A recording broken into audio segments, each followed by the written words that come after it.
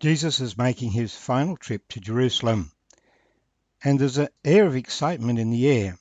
As the crowd is rejoicing, "Blessed is the King who comes in the name of the Lord, peace in heaven and glory in the highest." Jesus has warned them by parable that the kingdom of God will not come immediately. He must go away to receive the kingdom, and then he will return. But he has acknowledged that he is the king, sending his disciples to the village near Bethphage and Bethany to get the colt of an ass, and he rode that colt of an ass into Jerusalem. He completed the journey on that colt of an ass, as the crowds lay down their garments on the road, in fulfillment of the prophecy of Zechariah. Your king comes, lowly, riding on the colt of an ass. And so they come to the crest of the Mount of Olives. We continue reading in Luke chapter 19, verse 41. Now as he drew near, he saw the city, and wept over it, saying, "If you had known, even you, especially in this your day, the things that make for your peace, but now they are hidden from you. For days will come upon you when your enemies will build an embankment around you, surround you and close you in on every side, and level you and your children within you to the ground. And they will not leave in you one stone upon another, because you did not know the time of your visitation." Then he went into the temple and began to drive out those who bought and sold in it, saying to them, "It is written, my house is a house of prayer, but you have made it a den of thieves." And he was teaching daily in the temple. But the chief priests, the scribes, and the leaders of the people sought to destroy him, and were unable to do anything, for all the people were very attentive to him. My name's Arthur, and I thank you for joining me as we share together these verses 41 to 48 from Luke 19.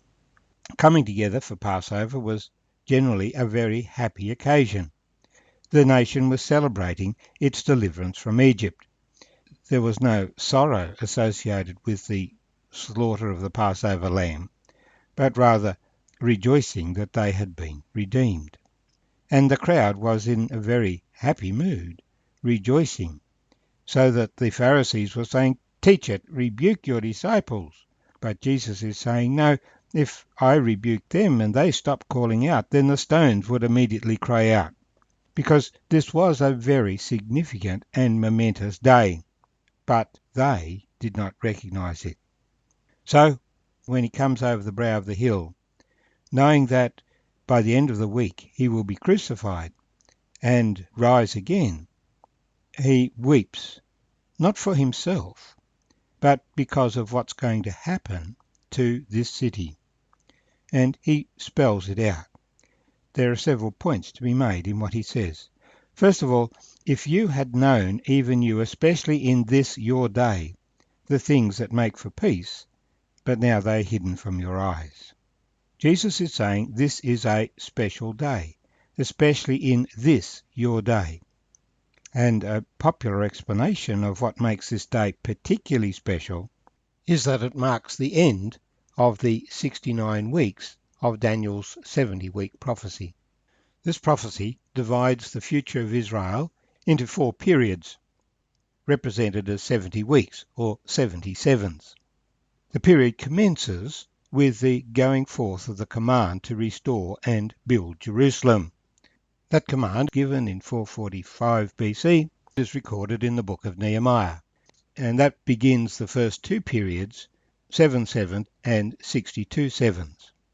Then there is a hiatus, when the Messiah will be cut off, when the city will be destroyed, when there will be desolations, and then there is the final period of 1/7, when the covenant will be renewed. And Sir Robert Anderson identified the beginning and the end of this period and calculated the first 69 weeks finished on this very day that Jesus rode into Jerusalem, presenting himself as their king, the 10th of Nisan in the year Jesus was crucified. Know and understand that from the going forth of the command to restore and rebuild Jerusalem until Messiah the Prince, there shall be 7 weeks and 62 weeks. The street shall be built again, and the wall, even in troublous times. And it says to restore and build Jerusalem until Messiah the Prince. And so the end of the period would be when Messiah the Prince presents himself to Jerusalem. Then it says after the 62 weeks, Messiah shall be cut off, but not for himself.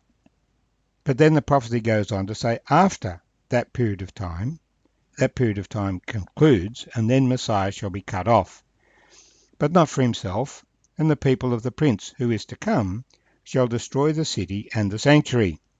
So the prince who is to come is not Messiah, but Antichrist.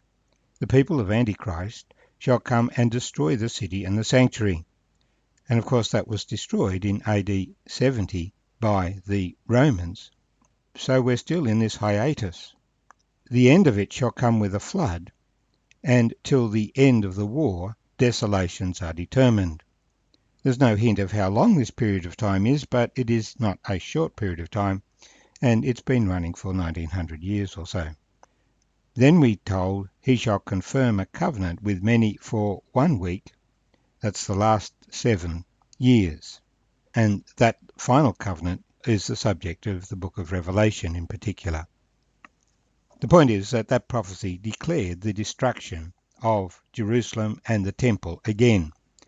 And Jesus knows this is going to happen, and this is why he is weeping, because of the desolation and trouble that the children of Israel will experience during the centuries until they acknowledge their Messiah. So he says, the days will come upon you when your enemies will build an embankment around you, surround you and close you in on every side, and level you and your children within you to the ground, and they will not leave in you one stone upon another, because you did not know the time of your visitation. The resistance of the Jews was very great, and so after Titus destroyed the city in AD 70, Hadrian had to come back 60 years later and do it again, and ploughed the city. It was left, not one stone upon another. Jesus comes into the temple and begins to drive out those who bought and sold in it, saying, "It is written, my house is a house of prayer, but you have made it a den of thieves." Because the pilgrims needed to buy their Passover lambs, this was the main item traded on that particular time in the temple.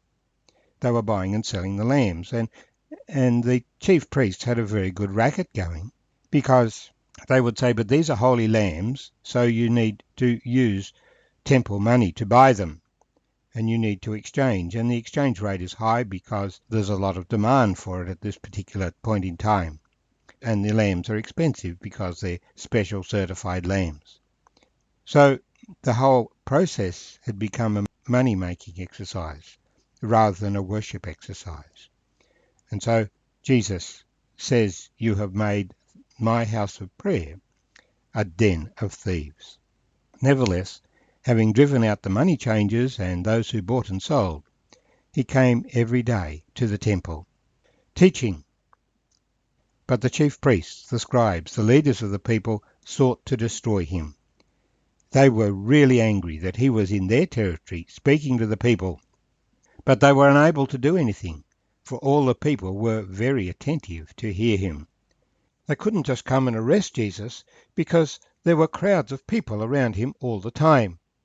People had heard of Jesus over the last 3 years, and now as he came up to the temple at Passover time, a major time when pilgrims gathered in Jerusalem, there were crowds of people anxious to hear him and to consider his message and think about what he was saying, wondering whether he was indeed the Messiah, as many suggested.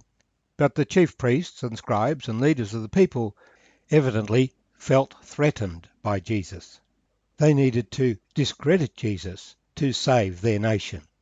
And so they would take the opportunity to challenge Jesus with their difficult questions. When he came into the temple, Jesus said, "It is written, my house is a house of prayer."